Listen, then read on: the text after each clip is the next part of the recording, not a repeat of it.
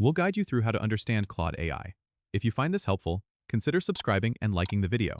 First, open your web browser and go to the official Claude AI website. Once you're on the homepage, you need to create an account if you haven't already. Click on the Sign Up button, fill in your details, and verify your email. After logging in, you'll be greeted with a dashboard. Here, you'll see various options and settings. To start understanding Claude AI, you should familiarize yourself with the interface.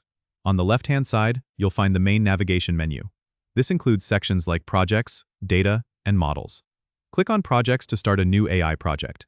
You'll be prompted to select the type of project you want to work on, such as text generation or data analysis. Choose the one that fits your needs. Now, head over to the Data section. This is where you can upload datasets that Claude AI will use to train its models.